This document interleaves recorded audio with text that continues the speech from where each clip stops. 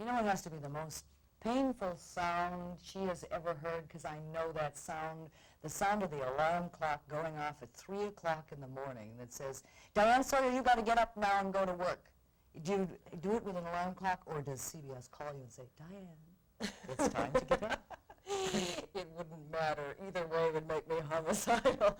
I have an alarm clock, and you're right. It's like Pavlov's dog. When I hear anything approximating that sound, it fills me with such anguish and pain. It hurts. It was like a knife right in your gut. You know what hurt worst of all? Right before the radio came on, there was a click. And that click went, get up! You're going to get up now and have a really good day, and then try to be nice to your guests. And the worst thing is, I mean, Walter Cronkite used to say this to me. I never appreciated it. I thought, oh, what fun to have a broadcast of your very own. But it is the tyranny of being in one place at exactly, you cannot be there at 7:01:30. Right. You are there at 7 o'clock every morning. And the mornings that you'd like to just roll over and say, this one's for me, folks, and turn it off, you know that you can't. And how your life has become regimented, and you have one eye on the clock at all times. One eye on the person to whom you're communicating, and one eye on the clock. What time is it now? I don't know, but you better go to bed right now. Do you have any private life at all anymore, Diane? Oh, I squeeze a little, and a few intrepid friends have stuck with me through this. And I get away from the office about 4:30 or 5 in the afternoon, which is the equivalent on my cycle of about 10:30 at night, which means that I have about 2 hours in which to be scintillating. But what about the theater and wonderful things in New York? Well, weekends I revert. Weekends, you see, I walk the streets and no one knows I'm not normal like that. I actually pass for normal on weekends. Diane, there's been a change in you. Ever since our friend Charles Kuralt left the CBS Morning News and Bill Curtis joined her, who did that? Was there an attempt to try to make you to lighten it up or do something to see a change? They gave me perky pills. Perky pills? No. I am as I am right now when I'm there in the morning. You mean there was no concerted effort? I'll tell you the difference. No, not at all. The only difference was Charles and I scripted our broadcast. It was part of Charles's philosophy in a way that you don't give people raw material. You give them the conscious product of your sculpting in the morning. You give them the words that you've crafted. We scripted everything. So we were working from copy. And there was no extemporaneous exchange. There was no spontaneous reaction to anything. And what happened when Bill came in and we adjusted the format, we essentially threw out half of that script. And we just operate as human beings. So that I'm, to appropriate Marlo Thomas, I'm free to be me, a little freer to be me, in the full range in the morning, just because of the format.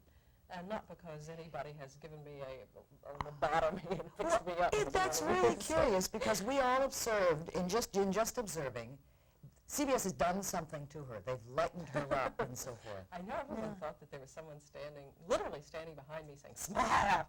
But it's not true. It's just, I feel this is an informal format. The other was a very formal format. And I feel more comfortable laughing when I would laugh ordinarily or not. This young lady was America's junior miss. A very beautiful young lady. And your mama taught school and your dad was a judge. That's right. Did they put a lot of emphasis on education for you? I know your mother taught you when you were in the third grade. How could your mama teach you specifically? Oh, it was so painful. There were a lot of internecine subtleties to her teaching me, because there were a couple of other teachers. I don't really know how it happened, but what the Machiavellian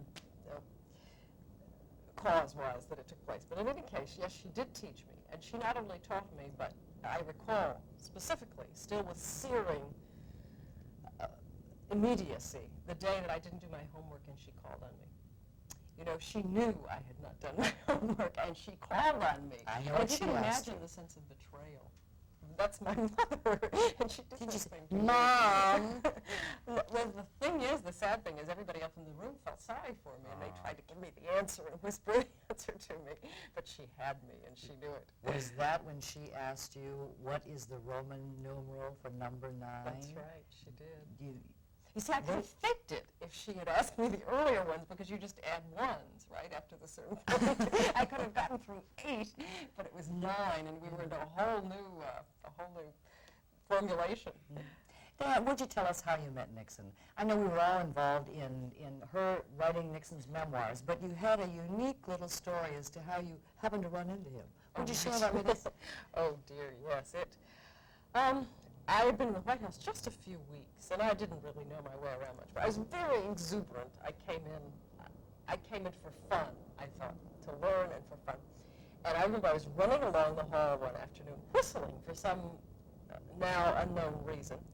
And I rounded a corner just as he rounded a corner. I was carrying scissors in my hand, which is a miracle I'm alive today. And I flattened him. I want you to know, whistling at the top of my voice, I just swept down on him. Well, he had a whole cadre of Secret Servicemen behind him who sort of scooped the both of us up as we were lying like this, and I'm looking down on him.